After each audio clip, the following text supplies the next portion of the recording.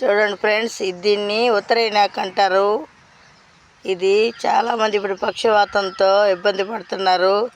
ఆ పక్షవాతం రాకుండా ఉండాలంటే ఈ ఉత్తరైనాకును ఒక ఒక ఆకుని తీసుకొని ఒక మిర్యం వేసుకొని ఒక నెల పాటు తింటా వచ్చారంటే ఫ్యూచర్లో చిన్నోళ్ళకి కానీ పెద్దోళ్ళకి కానీ ఏ వయసు వాళ్ళకి కూడా పక్షవాతం అంటే రాదు ఫ్రెండ్స్.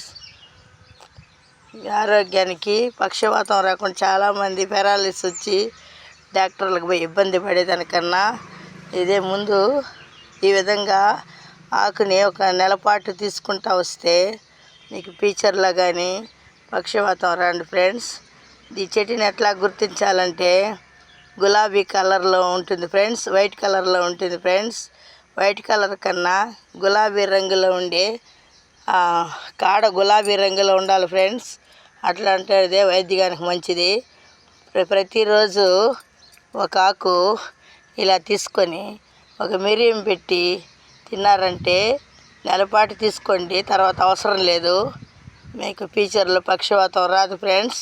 ఇది నచ్చినట్లయితే ఒక లైక్ కొట్టండి, షేర్ చేయండి ఫ్రెండ్స్. Thank you friends.